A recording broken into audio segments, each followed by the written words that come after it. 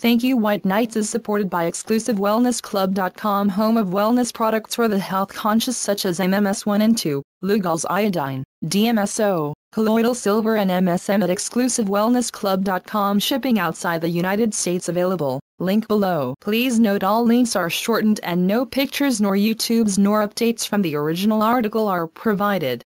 To see that information, please go to the source. Find the link below. The Great Revealing. The United States Marshals expose biggest scandal in history, written by David Wilcocks. Friday, 20th July 2012, 12:12. The Department of Justice, home of the United States Marshals, has now blown the lid off of the biggest financial scandal in human history. After a highly covert 3-year investigation, the Libra scandal has started the great revealing of financial tyranny.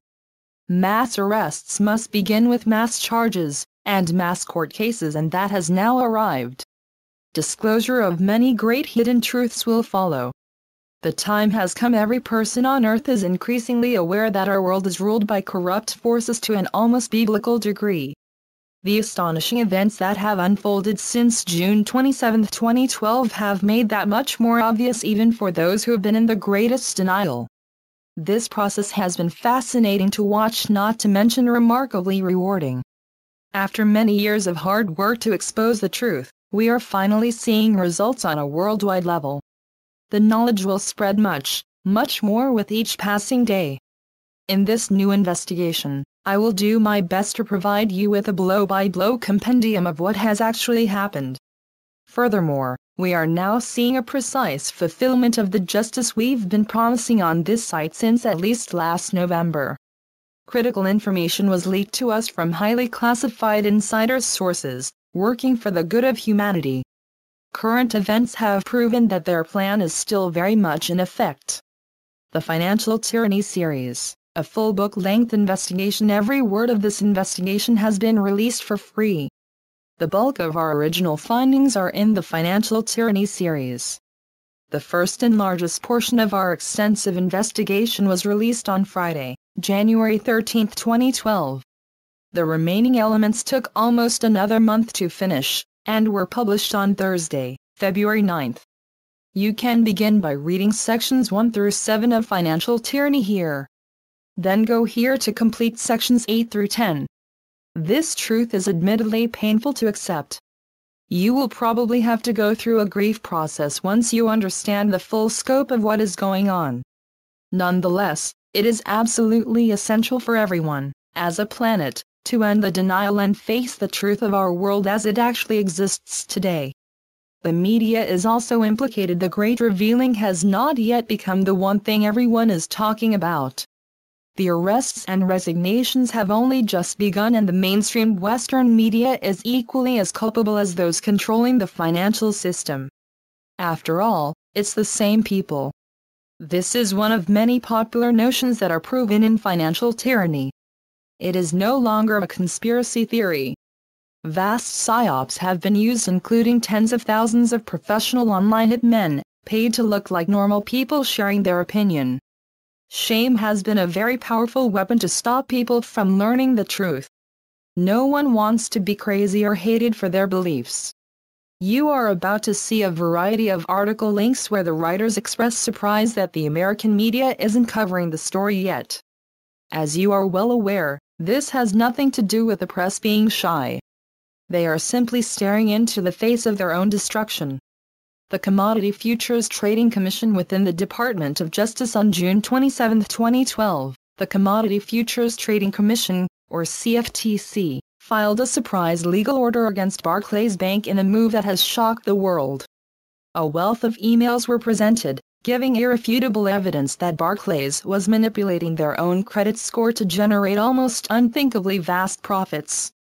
Here is the link where you can download the legal order yourself and a photograph of the top page of this historic document, cftc.gov. This may not seem like a big deal at first, but in order for Barclays to have rigged their own credit score, they had to be conspiring with all the other biggest banks in the world. These are the banks they are supposedly in competition with. This story has taken off with unprecedented, explosive force in the UK but is almost non-existent in the United States, except on Huffington Post and alternative news sites. This legal action required extraordinary secrecy to perform. Had the cabal gotten wind of it, they would have killed everyone involved. All the biggest banks are in bed together. Indeed, the world just found out that all the biggest banks are in bed together. They are all implicated in a vast conspiracy to lie to the public, and create artificial investor confidence that benefits no one but themselves. Mass criminal charges are already being prepared by labor unions, local banks, local governments, state governments and federal governments as a result of this move by the Department of Justice. All the evidence is now freely available, as we will see, and the story is nearly moving faster than we can keep up with at this point, with new developments on a day-by-day basis. Some people promote a genocidal belief system. Some people are so war-weary that they refuse to believe anyone in government, military, finance, intelligence or the judiciary could be a trustworthy human being or want to do the right thing. As I have said before, this is ultimately a genocidal belief system that seeks to paint the world in black and white, reinforce victim consciousness, and create an us versus them. Everyone in the us category is universally good, and everyone in the them category is diabolically evil. The evil ones must be utterly tortured and destroyed with prejudice. If even one of them survives, it will all grow back again. If this sounds like the teachings of a fundamentalist cult, you are absolutely correct. Hitler was only one of many who put these types of thoughts into practice. The reality is that humans are complex creatures. No one is all good or all bad. Each person is quite capable of thinking for themselves regardless of where they work. Plenty of people now realize that the goals and aspirations of this cabal could literally destroy our entire planet. We cannot simply stand back and watch it happen. Actions must be taken.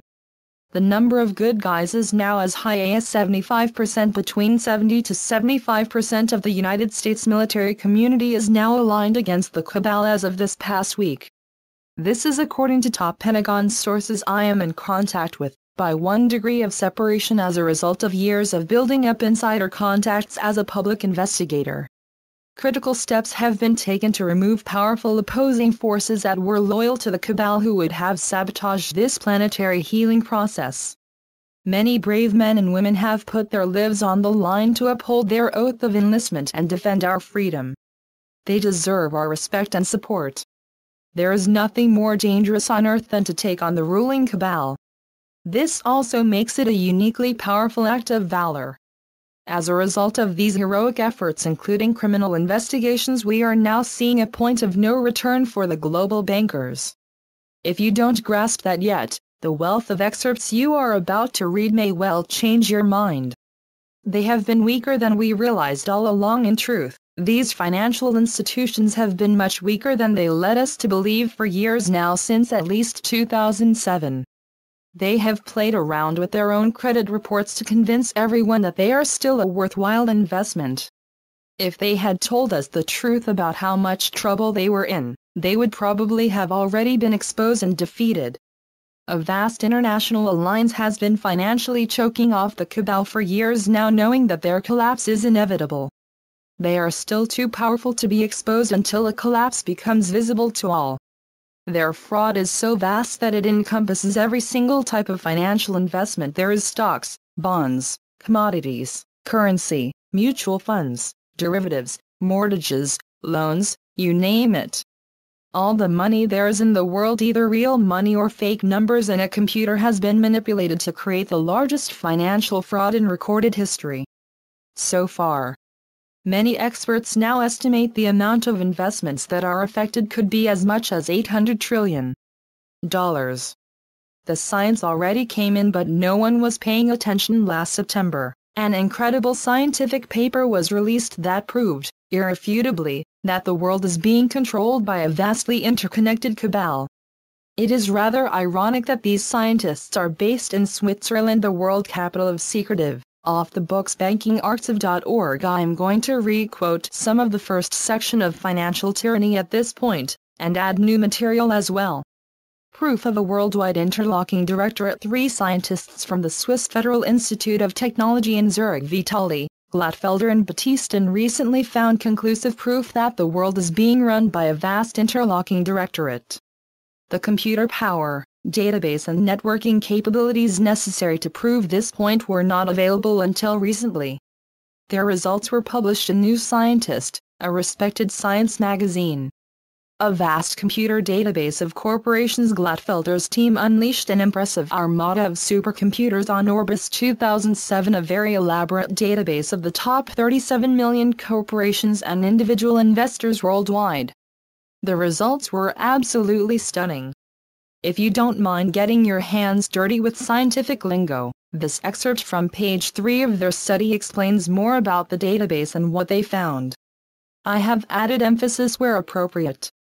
Arxiv.org. We start from a list of 43,060 TNCs, transnational corporations identified according to the OECD Organization for Economic Company Operation and Development definition, taken from a sample of about 30 million economic actors contained in the Orbis 2007 database, CIS Appendix, Sec 2.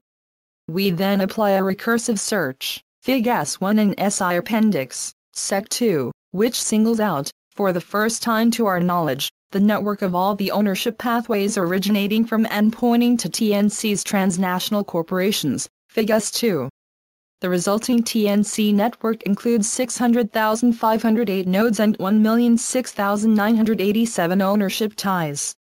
More about the database. It may not seem possible that one database could generate the findings you are about to see. Therefore, for those who are interested, I want to point out additional information that appears on page 12, regarding the Orbis database and how it was used. Arxiv.org. The Orbis 2007 marketing database comprises about 37 million economic actors, both physical persons and firms located in 194 countries, and roughly 13 million directed and weighted ownership links, equity relations. Orbis 2007. BVDEP.com. Among many others, information on the industrial classification, geographical position and operating revenue of the actors are provided. This dataset is intended to track control relationships rather than patrimonial relationships. Whenever available, the percentage of ownership refers to shares associated with voting rights. The bow tie structure. As you just read, the Swiss scientists identified a total of 43,060 transnational corporations in the Orbis 2007 database. They were quite surprised to discover a bow tie structure when they analyzed how these corporations were related to one another. The bow tie is a visual metaphor of what their data actually looked like once they had everything mapped out. A bow tie has a small central knot with two loops coming off of it. The equivalent of the bow tie, in their computer data, was a very small central knot of corporations with branches that extended out to a surprising majority of the entire system. In this case, it looks more like a circle with a bunch of red dots in the middle, but notice how the dots are all clustered in the center. This brief explanation helps us understand some of the wording in the abstract of the paper, which summarized their findings at the beginning. Arxiv.org. We find that transnational corporations form a giant bow tie structure and that a large portion of control flows to a small, tightly knit core of financial institutions. This core can be seen as an economic superentity that raises new important issues both for researchers and policymakers. A core of 1,318 companies that run the show. The Swiss team revealed that a very small core of 1,318 companies was in direct control of many more corporations. In total, these corporations earn 20% of the world's wealth, as we will see. This core is the first level of the bow tie structure they discovered. The 1,318 companies are the knot of the bow tie, which extended out and entangled many other corporations. This excerpt from page 5 is where they first mentioned the core. Arxiv.org. Thus, similar to the www the Internet, the TNC Transnational Corporation Network has a bow tie structure. 21, see Fig 2a in SI Appendix, Sec 6. Its peculiarity is that the strongly connected component, or core, is very small compared to the other sections of the bow tie. The core is also very densely connected, with members having, on average, ties to 20 other members, Fig 2c, d. As a result, about 3/4 of the ownership of firms in the core remains in the hands of firms of the core itself. In other words, this is a tightly knit group of corporations that cumulatively hold the majority share of each other.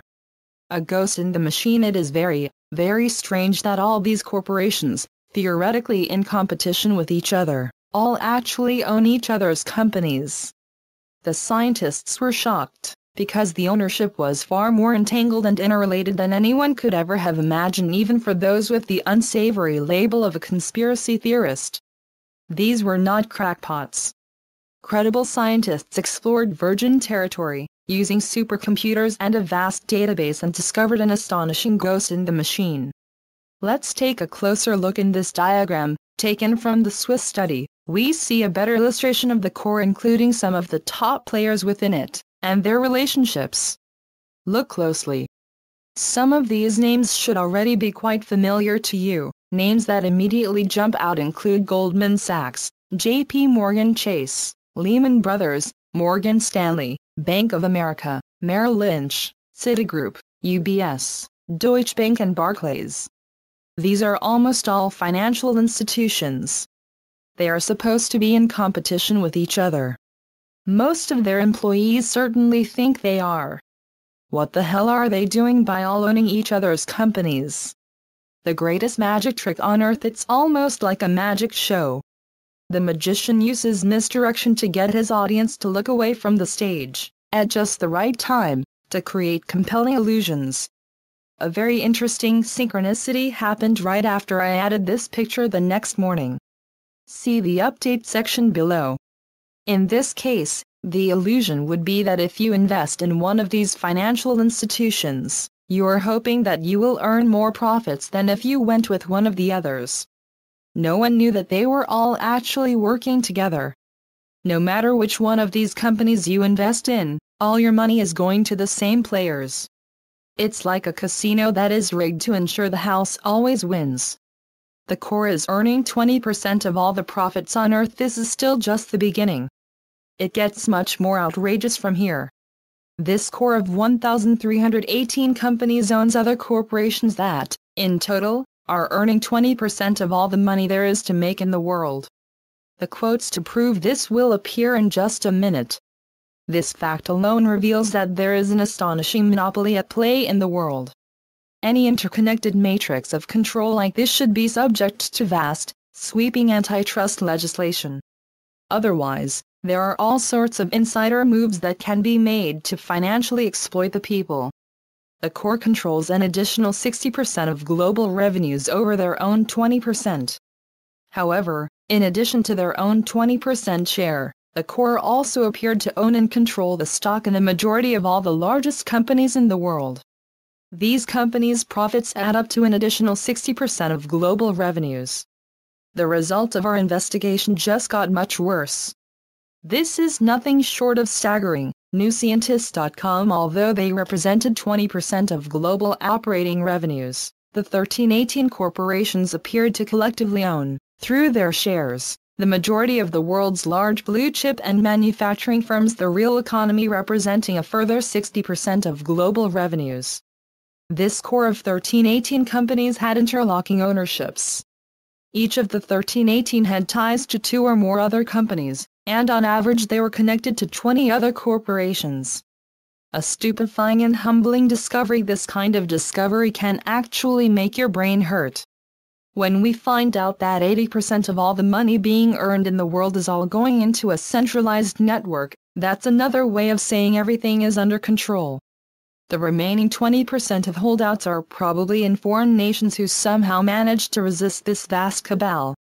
The 80% majority includes pharmaceutical companies, clothing manufacturers, agriculture providers, gadget makers, mining consortiums, telecommunications companies, defense contractors, food manufacturers, and the media complex. It's what we eat, what we drink, what we wear, what we drive, what we use, what we learn, and what we are informed by. This is a stupefying and very humbling discovery. Once the average person steps back, absorbs this information, and then passes out from intellectual fatigue, they are likely to wake up with nightmares. 737 corporations have 80% of the control. The magic trick isn't over. This is all still just the setup, as the elusive magician draws us more and more into the realm of the fantastic and the impossible. Believe it or not, only 737 corporations control this network that directly earns 80% of all the world's profits. The smoke rises and the audience gasps in awe at how the magician could have ever pulled off a stunt like this. This next excerpt from page 6 of the paper reveals the truth in stark, black and white words on the screen. Don't let the technical jargon fool you. This single sentence has earth-shaking implications and everyone needs to know about it. Archive.org. In contrast, we find that only 737 top holders accumulate 80% of the control over the value of all TNC's transnational corporations. See also the list of the top 50 holders in TBL. S1 of SI Appendix, Sec 8.3. 10 times more control than they should have by profits alone, and that's still not all. The top actors within this group of 737 corporations have 10 times more control than they should if the control was only based on how much money they are earning. Archive.org. In particular, the top-ranked actors hold a control 10 times bigger than what could be expected based on their wealth. The results are robust with respect to the models used to estimate control. The Swiss were the very first to discover this. Now we tumble even deeper into the realm of the bizarre and the inexplicable. Just when you thought the magic trick was over, it gets even more outrageous. The Swiss team was astonished by this discovery of 737 corporations earning 80% of all the world's wealth in a closed, central network. No one talks about this. No one knew this. The Swiss were the very first, in human history, to discover this scientifically. It jumped right out of the data and was absolutely undeniable. Here, again, is what they said in the opening summary. Archive.org. So far, only small national samples were studied and there was no appropriate methodology to assess control globally. We present the first investigation of the architecture of the international ownership network, along with the computation of the control held by each global player. Remember, their discovery grew out of a complex analysis of 600,508 nodes, with 1,006,987 different connections between them.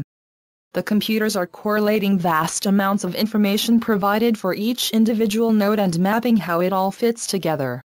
A superentity of 147 corporations directly control 40% of the wealth. Emboldened and mystified by this seemingly impossible discovery, the Swiss team then crunched the numbers even harder, consuming what must have been months of computer processing time. Their hard work paid off with astonishing precision.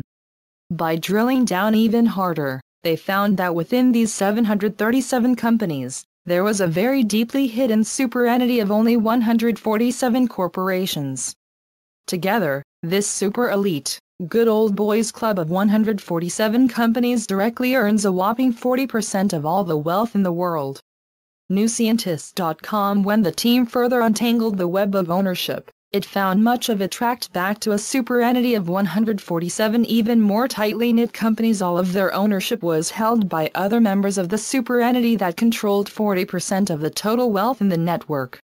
The top 147 also appeared to control 80% of the world's wealth. In total, let's not forget that these 147 companies appeared to be in complete control of the 737 corporations that we were just talking about.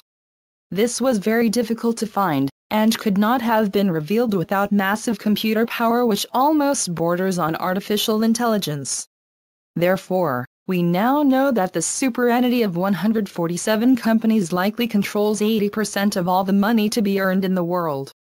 Without the advanced technology of supercomputers and chaos theory, no one would have been able to discover this. History has caught up to the powers that were. The same people run the Federal Reserve. Next question: what kind of companies do you think these top 147 corporations are? Remember, they control a staggering 40% of the world's wealth. As it says on page 6 of the paper, 75% of the corporations within the superentity were financial institutions. The top financial institutions within the superentity should sound pretty familiar to you by now. They include Barclays Bank, J.P. Morgan Chase & Company, Merrill Lynch, UBS, Bank of New York, Deutsche Bank and Goldman Sachs. Multiple investigators have concluded that these same financial institutions are the private banks that run the Federal Reserve. Our Swiss scientists did provide us with a list of the top 50 of these corporations, fully one-third of the whole problem. The top 50 companies ruling the world. This list is featured on page 32 of the paper. From left to right, we see the rank of the company, the economic actor name, a 2-digit country code, a NACE code, their network position, and their cumulative network control, TM. The lower the cumulative network control number you see at the far right, the higher the amount of power they have. Notice right away that Barclays Bank is the #1 most powerful corporation in the entire hidden network based on this analysis. Deleted analysis for listenability. Yes, there is a monopoly and that poses severe risks. The next big question is whether this monopoly is engaged in cartel-style corruption. Do they secretly conspire to rig the markets and profit extensively? The Swiss scientists use the term bloc to describe such a cartel, as we will see in a bit. In this first excerpt from the discussion section, they reveal that there is no direct evidence yet that this is being done, but the implications are fearsome if there is. Arxiv.org. The fact that control is highly concentrated in the hands of few top holders does not determine if and how they are interconnected. This remarkable finding raises at least two questions that are fundamental to the understanding of the functioning of the global economy. Firstly, what are the implications for global financial stability? Recent works have shown that when a financial network is very densely connected, it is prone to systemic risk. 24:16. Indeed, while in good times the network is seemingly robust, in bad times firms go into distress simultaneously. This knife-edge property 25:26 was witnessed during the recent financial turmoil in the Lehman Brothers collapse of 2008. They could form a cartel-style bloc that eliminates competition. In this next excerpt, our Swiss scientists admit that it is not unlikely that this centralized network could be playing dirty and cheating the world on a vast scale. Arxiv.org. Secondly, what are the implications for market competition? Since many TNCs in the core have overlapping domains of activity, the fact that they are connected by ownership relations could facilitate the formation of blocks, which would hamper market competition. 14. Remarkably, the existence of such a core in the global market was never documented before, and thus, so far, no scientific study demonstrates or excludes that this international superentity has ever acted as a bloc. This is not an unlikely scenario. As we go on from here, the Swiss scientists remind us of other examples of cartel-style blocks that are already on the public historical record. Arxiv.org. However, some examples suggest that this is not an unlikely scenario. For instance, previous studies have shown how even small cross-shareholding structures, at a national level, can affect market competition in sectors such as airline, automobile and steel, as well as the financial one. 14:13. At the same time, antitrust institutions around the world, for example, the UK Office of Fair Trade, closely monitor complex ownership structures within their national borders. DW. Here, the scientists never consider that the regulatory agencies could also be compromised. The fact that international data sets as well as methods to handle large networks became available only very recently, may explain how this finding could go unnoticed for so long. The scientists didn't want to stick their necks out. To be fair, these scientists did say this could all be due to the magic of chaos theory. They said this could all be a logical phase of the self-organizing nature of complex systems, such as the global economy. NewScientist.com. Such structures are common in nature, says Sugihara. Or as Braha puts it, the Occupy Wall Street claim that 1% of people have most of the wealth reflects a logical phase of the self-organizing economy. So, the superentity may not result from conspiracy.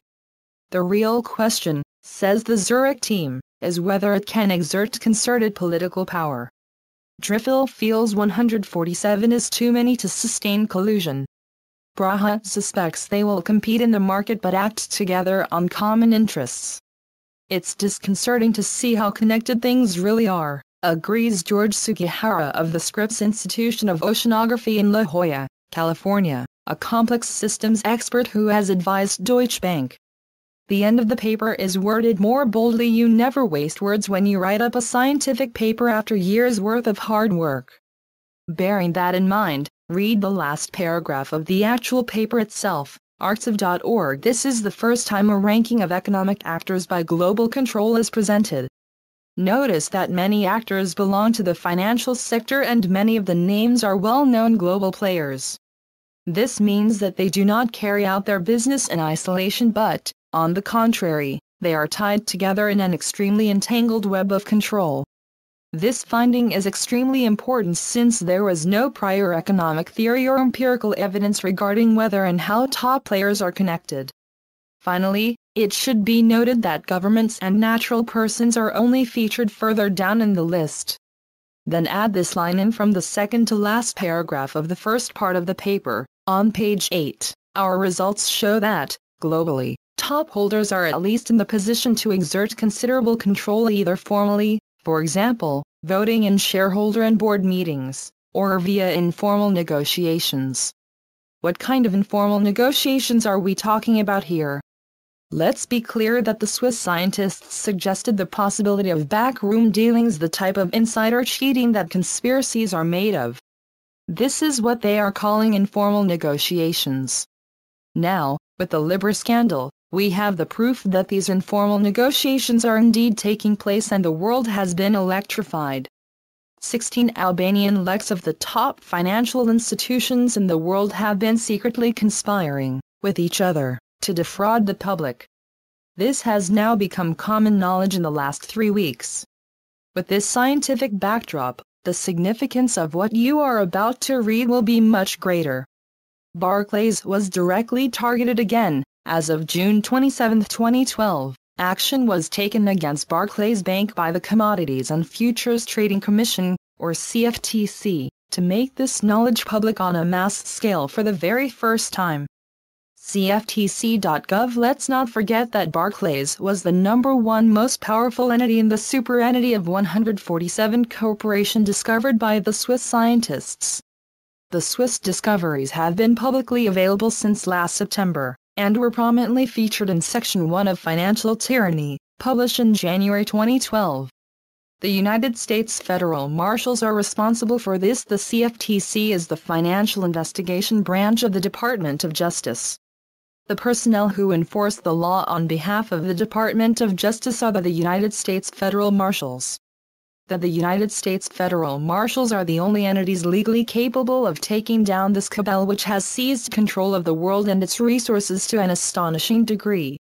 The Marshals are allowed to cross state borders, and can enlist the support of the police and the military to aid in their enforcement of the law. These tools are absolutely critical in defeating such a vastly interconnected entity.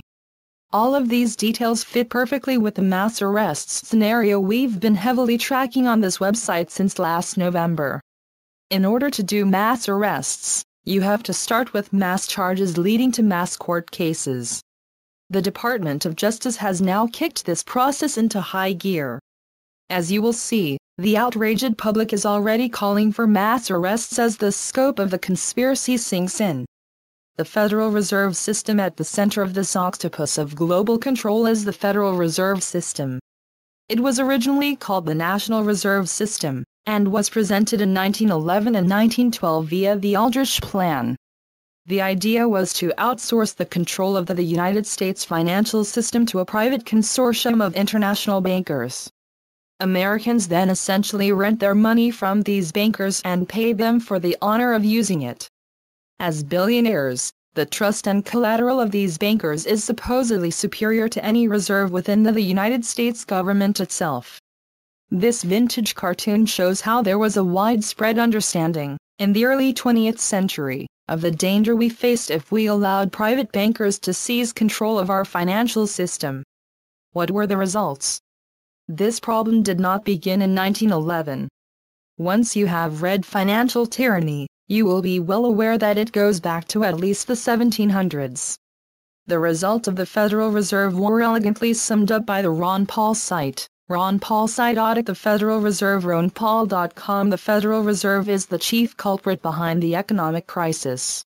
Its unchecked power to create endless amounts of money out of thin air brought us the boom and bust cycle and causes one financial bubble after another.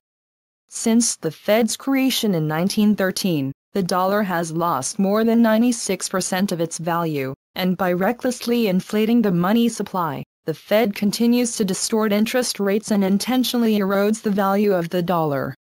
For the past 30 years, Congressman Ron Paul has worked tirelessly to bring much-needed transparency and accountability to the secretive bank.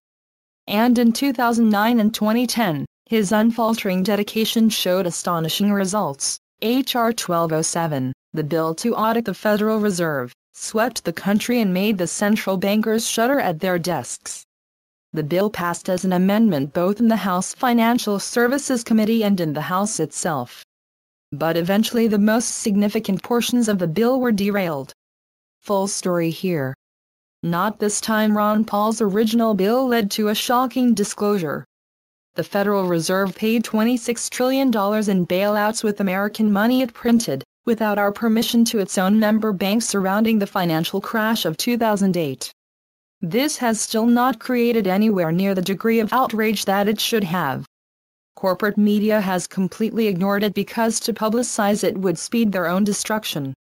Here is a small part of the letter where Congressman Alan Grayson reveals how he found this number in the newly audited Federal Reserve balance sheets, to John Hively, the world's most accurate economic forecaster since 1989 inches. johnhively.wordpress.com. Congressman Grayson, I wouldn't want anyone to think that I'm dramatizing or amplifying what this GAO report says, so I'm just going to list some of my favorite parts, by page number. Page 131, the total lending for the Fed's broad-based emergency programs was $16,115 billion. That's right, more than $16 trillion. The four largest recipients, Citigroup, Morgan Stanley, Merrill Lynch and Bank of America, received more than $1 trillion each. The fifth largest recipient was Barclays plc. The eighth was the Royal Bank of Scotland Group, plc. The ninth was Deutsche Bank AG. The 10th was UBS AG. These four institutions each got between $250 billion and $1 trillion. None of them is an American bank. Page 205. Separate and apart from these broad-based emergency program loans were another $10,057 billion in currency swaps. In the currency swaps, the Fed handed dollars to foreign central banks, no strings attached, to fund bailouts in other countries. These currency swaps and the broad-based emergency program loans, together, totaled more than $26 trillion. That's almost $100,000 for every man, woman, and child in America. That's an amount equal to more than 7 years of federal spending on the military, Social Security, Medicare, Medicaid, interest on the debt, and everything else. And around twice America's total GNP if the Fed had extended $26 trillion in credit to the American people instead of Wall Street. Would there be 24 million Americans today who can't find a full-time job? Now the audit has the potential to be completed. However, as the above quote from the Ron Paul site reveals, the most significant portions of the bill were derailed. That all may have just changed. The magic date should sound quite familiar by now. June 27, 2012. June 27, Ron Paul's audit the Fed bill clears House panel, unopposed. TheHill.com. The House Oversight Committee easily cleared legislation Wednesday that would require a top-to-bottom audit of the Federal Reserve. The bill, sponsored by Representative Ron Paul, R. Texas, was advanced by the committee on a bipartisan voice vote with no vocal opposition. The measure, which has garnered 257 co-sponsors from both parties, would require the Government Accountability Office, GAO, to conduct a full audit of the Fed's operations, including its monetary policy deliberations, for the first time before the audit bill cleared the Oversight Committee on Wednesday. Ranking Member Elijah Cummings, DMD, attempted to introduce an amendment that would prevent the GAO from auditing the Fed's deliberations on monetary policy. Cummings withdrew the amendment after Chairman Darrell Issa, R. Calif, voiced opposition, saying it essentially guts this bill. Issa maintained it was ironic that Congress took an intense interest in the $2 billion and counting in losses suffered recently by J.P. Morgan Chase when it pales in comparison to the Fed's multi-trillion-dollar portfolio. It is long past time for a real audit, he said. Fed Chairman Ben Bernanke has previously opposed congressional attempts to audit the Fed's monetary policy deliberations, saying it would expose the politically independent institution to lawmaker pressure. Very interesting that both of these things happened on the same day. I find it very interesting that the Department of Justice blew the whistle on the Libor scandal on the same day that the new Audit the Fed bill passed the House committee. Clearly there is a read between the lines message being given here for those who are paying attention.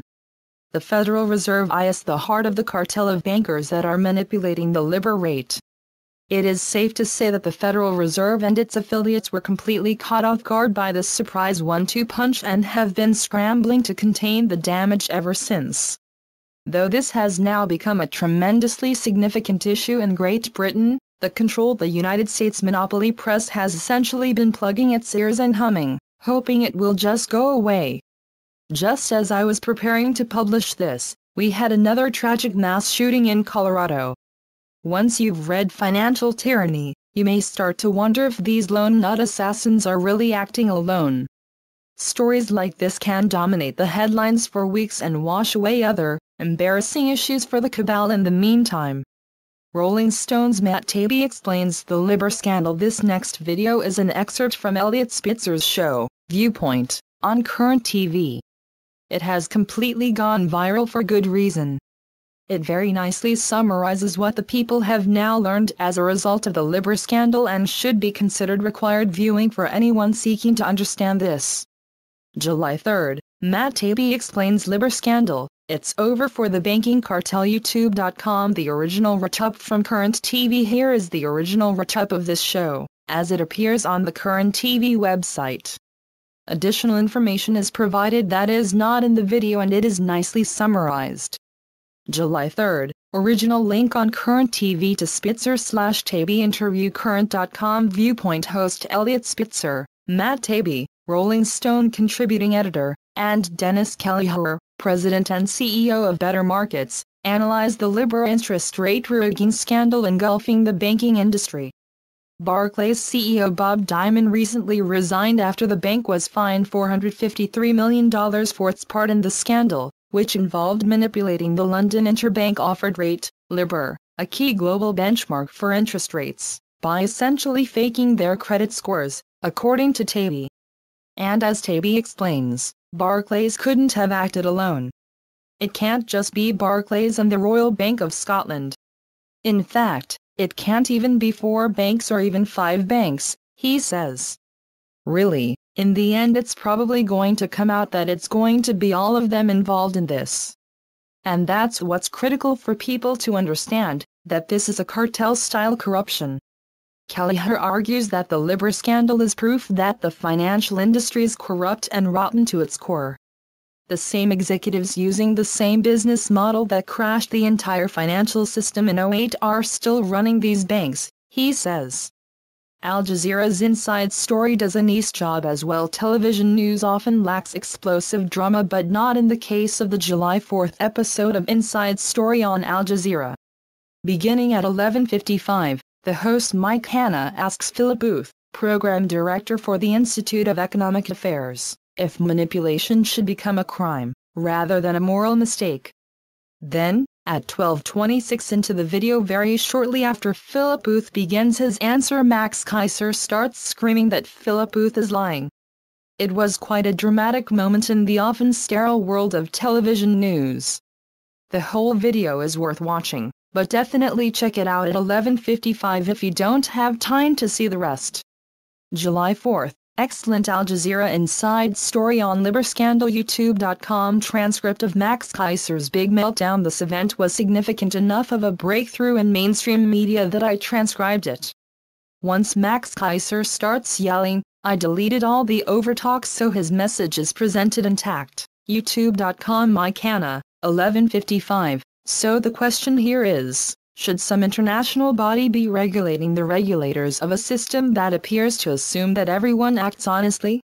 And, Philip Booth, should the emphasis be on legal rather than regulatory sanction?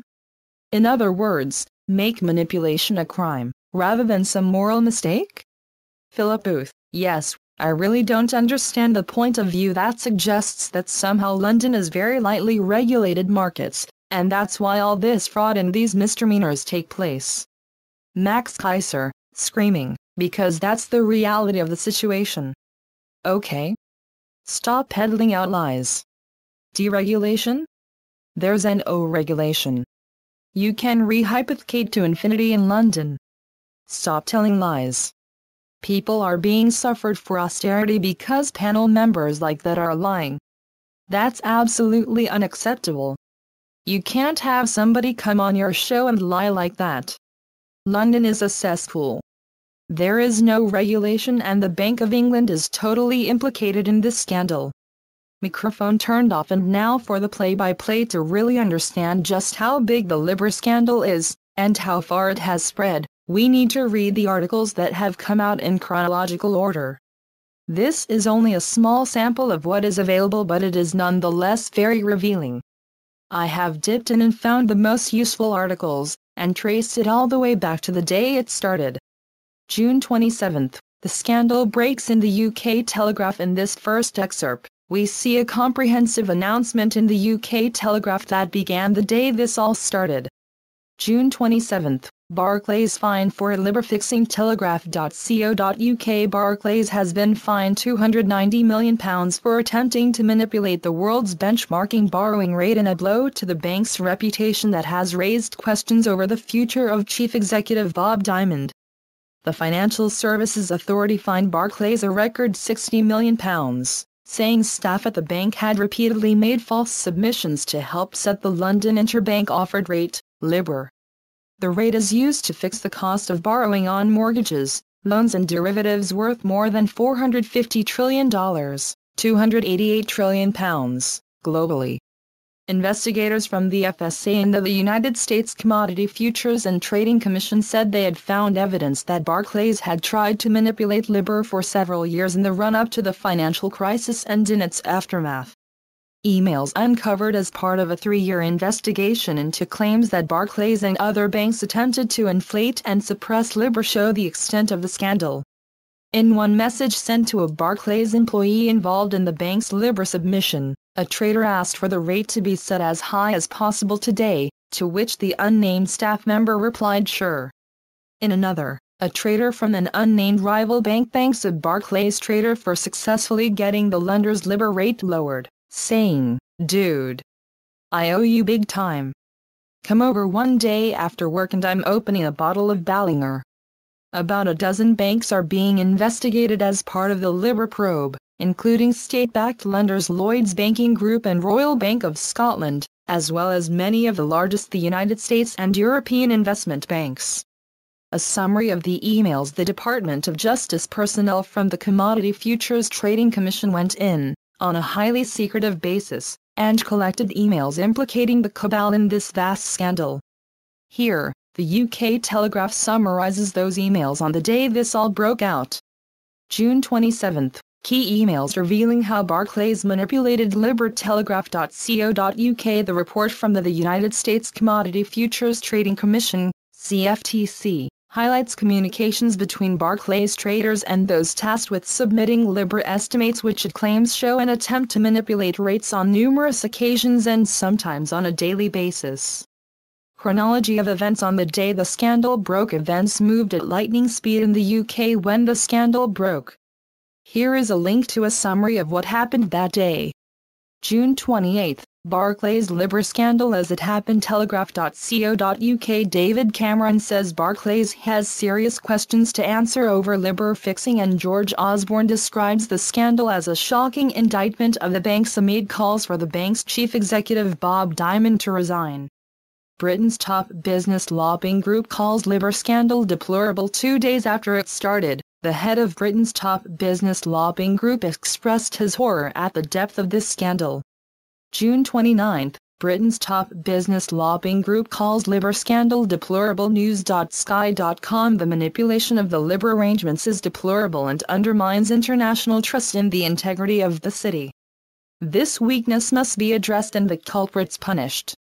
We should be mindful, however, of the importance of banking to the UK economy, and that throwing out the baby with the bathwater is in no one's interest provided the baby is clean. Barclays CEO is determined to stand his ground. On July 1, Bob Diamond, the CEO of Barclays, was still defiantly standing his ground and refusing to step down. July 1, Barclays CEO Bob Diamond refuses to step down. News.sky.com. As Bob Diamond announces he won't step down over the rate-fixing scandal, Sky News takes a look at the controversial man behind the headlines. German press blows the whistle on the Vatican. Many investigators claim that the Vatican is at the epicenter of this vast, interlocking global corporate cabal. The people orchestrating the mass arrests from the inside also know this based on information I and others have gathered. On July 2, an important article appeared in the German press about the ever-accelerating Vatican bank scandal, which began kicking into high gear as of June 5, 2012. This is all part of the orchestrated series of disclosures that must precede the mass arrests. July 2, growing Vatican bank scandal threatens Catholic Church image. Spiegel. The Vatican scandal over shady bank accounts and millions in suspect transfers began shortly before sunrise on June 5 on Via Giuseppe Verdi, a picturesque street in the old part of Piacenza, a town in northeastern Italy. The documents confiscated from Gotti Tedeschi, a former confidant of the Pope, provided Italian law enforcement officials insight into the innermost workings of the Vatican Bank. The secret dossier includes references to anonymous numbered accounts and questionable transactions, as well as written and electronic communications reportedly showing how church banking officials circumvented European regulations aimed at combating money laundering. A possible motive: the drama unfolding in the Vatican is now heading toward a climax. Several high-ranking officials within the Curia viewed the bank, officially known as the Institute for Works of Religion, IOR, as something akin to a trust company for clandestine monetary transactions that is not only used by the church, but allegedly also by the mafia as well as corrupt politicians and companies. In one of the seized Gotti Tedeschi memos, he wrote, "I've seen things in the Vatican that scare me." It is a clear turning, one which transforms the so-called Vatileaks affair into a financial scandal that could seriously damage the reputation of the Holy See. Internal correspondence dated May 22 from a member of the bank's supervisory board to the Vatican Secretariat of State notes that the Vatican Bank is presently in an extremely fragile and precarious position and that the situation had reached a point of imminent danger. The Vatican leadership is alarmed. As we continue with our excerpt, we see just how deeply this scandal is affecting the Vatican. This has the potential to break into mainstream consciousness on a huge level. Spiegel. The Vatican leadership is alarmed. Archbishops and cardinals are far from thrilled that Italian officials are now rummaging around in their secret affairs. Papal spokesman Federico Lombardi has openly threatened Italy's law enforcement apparatus and urged it to kindly respect the sovereign rights of the Holy See. In other words, he believes that all those documents, including confidential details about the Vatican Bank that were seized during the search of Gotti Tedeschi's home, should not be in the hands of Italian investigators. Its business model depends on keeping things as shrouded as possible from all financial authorities. Capital gains are untaxed, financial statements are not disclosed, and anonymity is guaranteed. The bank's exotic status of belonging to a religious monarchy in a sovereign state the size of a city park has shielded it from investigations and unpleasant external monitoring. The Vatican has yet to divulge the business practices its bank has been using for decades. There is fear that, Owing to the transparency necessary today, one will find something in the past that one doesn't want to, says Marco Politi, a Rome-based Vatican expert. Such things could include a complex system of ghost accounts and shell companies like the bank had when Archbishop Paul Casimir Marcinkus was its head in the 1980s. Incestuous relationship with J.P. Morgan. Remember that J.P. Morgan is the sixth most powerful corporation in the entire superentity of 147 companies identified by the Swiss scientists. This superentity controls 80% of the world's wealth. Now we know that there was an incestuous relationship between J.P. Morgan and the Vatican Bank. Spiegeled in 2009, the same year that Gotti Tedeschi took over as president of the IOR, the bank set up an account with the Milan-based branch of the American bank J.P. Morgan Chase. From that point on, millions started flowing on an almost daily basis from J.P. Morgan's Milan office to the one in Frankfurt, where the IOR also had a J.P. Morgan account. Vatican officials opted for a special account in Milan with the number 1365, a so-called sweep facility account, which was automatically zeroed out at the end of each day. The Vatican Bank confirmed the existence of this account late last week, though it said it was primarily used for handling securities transactions. Through last year, this financial setup was allegedly used to process more than €1 billion for the Vatican Bank. Italian investigators suspect that it was also used to launder funds from dubious sources. J.P. Morgan divorces the Vatican Bank. On March 19, 2012. J.P. Morgan shocked the financial world by suddenly and abruptly divorcing the Vatican Bank. The announcement was made public after the separation had already started and less than 2 weeks before the divorce was complete. This was clearly a sign that the Federal Reserve bankers knew troubles were ahead and were scrambling for cover as they broke into rival, warring factions. March 19. J.P. Morgan divorces the Vatican Bank. HuffingtonPost.com. Vatican City, Milan, March 19. Reuters. J.P. Morgan Chase is closing the Vatican Bank's account with an Italian branch of the United States banking giant because of concerns about a lack of transparency at the Holy See's financial institution, Italian newspapers reported. The move is a blow to the Vatican's drive to have its bank included in Europe's white list of states that comply with international standards against tax fraud and money laundering. The bank, formerly known as the Institute for Works of Religion, IOR, enacted major reforms last year in an attempt to get Europe's seal of approval and put behind its scandals that have included accusations of money laundering and fraud. Italy's leading financial daily Il Sole 24 reported at the weekend that J.P. Morgan Chase in Milan had told the IOR of the closing of its account in a letter on February 15. The letter said the IOR's account in Italy's business capital would gradually be phased out starting on March 16 and closed on March 30. In Milan, J.P. Morgan Chase declined to comment and the Vatican also had no comment. Barclays CEO suddenly resigns on July 2. Now, as we jump back into our timeline, the Vatican scandal got worse as of June 5, after J.P. Morgan fled the scene and the story got major publicity as of July 2. Then, the very next day, the CEO of Barclays Bank suddenly resigned even after he had been digging his heels in and saying hell no, I won't go before that. What kind of pressure was applied to Mr. Diamond to make him suddenly shift so dramatically? July 3, Barclays CEO suddenly resigns. 24 hours after Defiant Self-Defense News Yahoo.com. Bob Diamond has quit as chief executive of Barclays Bank in a shock twist to the rate-rigging scandal.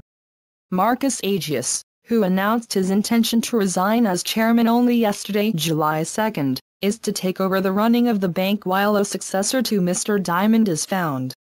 The announcement was unexpected in that Mr. Diamond had made it clear to staff in a memo 24 hours earlier, July 1, that he had no intention of falling on his sword, saying it was his responsibility to restore the bank's reputation. People start realizing the whole game is rigged on July 3, the same day as our current TV episode aired. The Huffington Post featured an article showing how the public is realizing that the whole investment game has been rigged. July 3, Libra scandal suggests the whole game is rigged. HuffingtonPost.com. A string of Wall Street crises, including the 2008 stock market crash, The collapse of the mortgage market, the botched Facebook IPO and the scandals at JP Morgan Chase and Barclays have meant some very heavy body blows experienced by the public, Richard Grasso, former chairman of the New York Stock Exchange, told CNBC's Maria Bartiromo on Tuesday. It's been a real tough time for consumers who want to get back into the market. Grasso's comments followed remarks last week by Securities and Exchange Commission Chairman Mary Shapiro that investors have a concern about the integrity of the marketplace. Shapiro told a congressional subcommittee that the United States markets are threatened with an unwillingness on the part of investors to ever engage in the markets again. Investors are unsure whether they're getting accurate and honest information from companies looking to sell stock to the public and uncertain whether the market structure itself is tilted against the individual investor and in favor of the institutional investor, Shapiro said. A recent survey from financial research and advisory firm Tab Group reported that 31% of investors had weak or very weak confidence in the stock market, compared with 15% in 2010. There are some people out there feeling like the game is rigged, said Frederick. There have been enough events to make them suspicious. I think that's unfortunate. And the industry needs to continue to make efforts to allay the concerns. Barclays betrays the Rothschilds, that is. The Bank of England has been controlled by the Rothschild family since the early 1800s, as I revealed in Financial Tyranny. You don't directly see the name Rothschild in the superentity of 147 corporations, but it's hiding in there behind other names. It was very shocking to see Barclays Bank publicly throw the Rothschilds, that is the Bank of England, under the bus as the screws turned on them. July 3, Barclays claims Bank of England told them to rig interest rates. Telegraph.co.uk. A memo published by Barclays suggested that Paul Tucker gave a hint to Bob Diamond, the bank's chief executive, in 2008 that the rate it was claiming to be paying to borrow money from other banks could be lowered. His suggestion followed questions from senior figures within Whitehall about why Barclays was having to pay so much interest on its borrowings, the memo states. Barclays and other banks have been accused of artificially manipulating the LIBOR rate, which is used to set the borrowing costs for millions of consumers, businesses and investors, by falsely stating how much they were paying to borrow money. The bank claimed yesterday that one of its most senior executives cut the LIBOR rate only at the height of the credit crisis after intervention from the Bank of England. The disclosure of the document threatened to plunge one of the biggest high street banks into open war with the country's central bank, which will soon assume responsibility for regulating Barclays. In one of the most dramatic days in British corporate history, Mr. Diamond resigned yesterday, less than 24 hours after telling staff he was the right man to reform the bank. Matt Taibbi drops a big article on LIBOR on July 3. Also on July 3, the same day he appeared on Current TV, Matt Taibbi released a significant article on the LIBOR scandal. His journalism blends a gut-level realism with exceptional research and therefore has a way of cutting through the jargon and getting to the core of the issue. July 3. Why is nobody freaking out about the LIBOR scandal? RollingStone.com. The LIBOR manipulation story has exploded into a major scandal overseas. The CEO of Barclays, Bob Diamond, has resigned in disgrace. His was the first of what will undoubtedly be many major banks to walk the regulatory plank for fixing the interbank exchange rate. The Labour Party is demanding a sweeping criminal investigation. Mervyn King, Governor of the Bank of England, responded the way a real public official should, that is not like Ben Bernanke, blasting the banks. It is time to do something about the banking system. Many people in the banking industry are hardworking and feel badly let down by some of their colleagues and leaders. It goes to the culture and the structure of banks, the excessive compensation, the shoddy treatment of customers, the deceitful manipulation of a key interest rate, and today, news of yet another mis-selling scandal. The furor is over revelations that Barclays, the Royal Bank of Scotland, and other banks were monkeying with at least $10 trillion in loans. The Wall Street Journal is calculating that LIBOR affects $800 trillion worth of contracts. That is explosive stuff. The implications of that part of the story should be particularly chilling to Americans, who in recent years have been party to a number of revelations about strange and seemingly inappropriate contacts between senior regulatory officials and big bankers during the heat of the crisis. We know that American officials in 2008 to 2009 were extremely concerned about the appearance of weakness in the financial markets, so much so that they may have resisted pursuing criminal prosecutions against big banks, and we also know that they spent a lot of time commiserating with Wall Street figures before and during the crisis. Taibbi reveals it's like the world's economy is built on quicksand. As our excerpt continues, you can feel even more of the powerful indignation and shock that is rippling through the global investment community at this time. Even the most skeptical and sarcastic folks in the financial world have been hit in the head with a wooden plank by this scandal. RollingStone.com anyway, the Libra story is leading the front pages of most of Britain's dailies. It's on TV, and it's producing blistering editorials and howls of outrage amongst politicians and activists. But as compadre Eve Smith at Naked Capitalism put it, where's the outrage here in America? The New York Times, meanwhile, did chime in with the House editorial yesterday, and it was appropriately somber. And there has been some coverage in the financial press. But to me, what's missing from all of this is the holy fking asset factor. This story is so outrageous that it shocks even the most cynical Wall Street observers. I have a friend who works on Wall Street who for years has been trolling through the stream of financial corruption stories with bemusement, darkly enjoying the spectacle as though the whole post-crisis news arc has been like one long, beautifully acted, intensely believable sequel to Goodfellas. But even he is just stunned to the point of near speechlessness by the Libra thing. It's like finding out that the whole world is on quicksand, he says. So as far as the stateside press goes, I've got to assume the cavalry is coming soon. But when? The IRS gets audited for billions of dollars in fraud July 3rd. Furthermore, on July 3rd we found out the IRS was being audited for billions of dollars in fraud. The IRS is not innocent in all of this either. Corruption exists throughout the entire system, as we are increasingly finding out. Their own employees have now turned against them.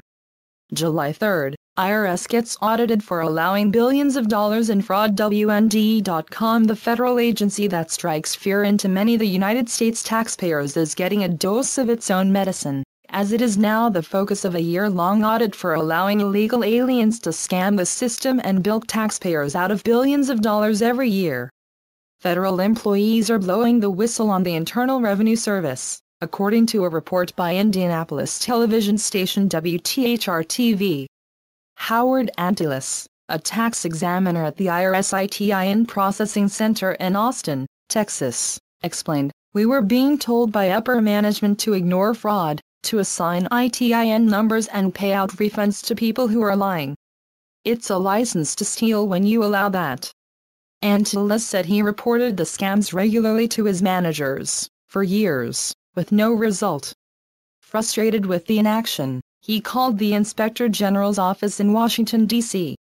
"I've been working for the federal government for 23 years, and I signed an ethical standard of conduct when I went to work that says if you see fraud, you need to report it," he said. "I tried and tried and tried, couldn't get anywhere, so I went into a quiet room and started making phone calls." The auditors made a shocking discovery. IRS employees were, in fact, encouraged to overlook indications of fraud. "It's pure negligence by management and they've been trying to keep it quiet," Antilis said. "There is a criminal element that is defrauding the United States government by filing mountains and mountains of these fraudulent applications. We see them in piles in bulk every day that are obviously not legitimate documents and not legitimate tax returns and not legitimate wages, and IRS managers don't want to deal with it. That's where all the fraud is. The fraud is in the fake notary stamps and fake documents which we've been accepting." British Parliament calls for mass arrests by July 4th. Members of the British Parliament were openly calling for mass arrests of the top CEOs and bankers who manipulated the Libra rate for their own gains. July 4th, British Parliament calls for mass arrests in liver scandal. BBC.co.uk. The Prime Minister David Cameron said a single parliamentary inquiry into the appalling events would be the most swift and decisive course of action. But Labour's leader Ed Miliband said this was too narrow and a much wider judicial probe into the culture of banking was needed. At Prime Minister's questions, Mr. Cameron said the manipulation of the key liver interbank borrowing rate by Barclays traders was outrageous and those responsible for spivvy and probably illegal activity should be held to account. People want to know that crime in our banks, crime in our financial services, will be pursued and punished like crimes on our streets, he told MPs. But, in heated exchanges in the Commons, Mr. Miliband said the Prime Minister did not understand the depth of public concerns about the matter and was failing to act in the national interest. Whenever these scandals happen, he has failed to act and he stands up for the wrong sort of people. His party is a party bankrolled by the banks. If he fails to order a judge-led inquiry, people will come to one conclusion. He simply cannot act in the national interest. More to come over the years. I have built up contacts with insiders who are very well positioned due to my role as a public investigator. I received information that absolutely convinced me there was a plan to do the impossible to actually break up this cabal and arrest its top conspirators. Some people thought the mass arrests we've been discussing on this site would just start one day. All of a sudden, the marshals and the troops are out in the streets and top cabal people are being hauled off to prison. What we are now seeing is a plot twist that had to be hidden for obvious reasons, but it makes perfect sense. If you want to make mass arrests, in a way that is fair, legal and publicly supported, first you need to make mass charges followed by mass lawsuits. If you suddenly just arrest thousands of top people, with no legal precedent, the public will not know who to trust. This way, the process occurs in a much less traumatic fashion. You have to awaken the public to the problem first, on a mass level, before any palpable solution can be offered. Updates will continue. So far this investigation has just begun. I am hosting a convergence conference in Chicago and have to work within the cracks. I will continue releasing sections as they become available. We're still only up to July 4th in our timeline, and after we reach the end of the timeline, there's still much more to discuss. I must say that I have been very excited by these developments. I didn't write lots of small updates in the intervening period, because I wanted to do it right the first time. I do hope to have everything I have got published online by this coming Wednesday at the latest. Stay tuned. Update next morning 7/21, numerical synchronicity strikes again. If you are a regular reader of this site, you will know that we frequently have odd coincidences happen with the timing of when I go in to do edits. This morning was no different. I added a picture from The Prestige with Hugh Jackman and Scarlett Johansson when I first discussed stage magic. Once I did the edit, the page refreshed and look at what happened. This is very interesting for two reasons. First of all, in esoteric terms, we do seem to be living in a vast illusion, namely that we are separate beings having separate experiences.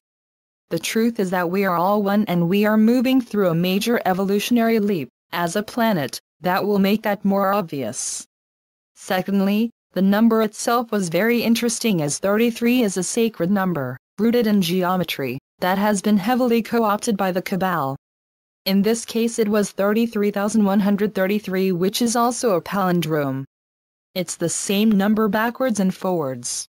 Very interesting stuff indeed. Make that a double. Wow. As soon as I wrote and posted the above words, and the page reloaded in a 14-minute interval after the first synchronicity, as you can see, it happened again. Sequences with synchronistic value include numbers that count up, or down, in order. This time, the 33 was still there, but it also ended in 3456. See for yourself. It's still there right now as I write this. I know that some people do not see any value in this, but to me it is ongoing confirmation of the scientific arguments I made in the source field investigations, namely that there is indeed a universal mind. Synchronicity is one of the ways in which the universe tips its hat, if you will, and reveals that the world we see is indeed a vast illusion. The Cabal has their version of the illusion that they maintain for us, but there is a much greater level of it as well, and in this level, the Cabal will never be allowed to do more than our own collective free will has invited them to do. This is the great mystery that I have often discussed before. We, as a planet, have reached a point predicted for thousands of years where we no longer require their services, as enough of us have cleaned up our karma that we have now earned a happier, healthier world. What you are seeing in this article is just the beginning. Please note all links were shortened and no pictures nor YouTubes nor updates from the original article were provided in the audio you just heard. To see that information, please go to the source, find the link below.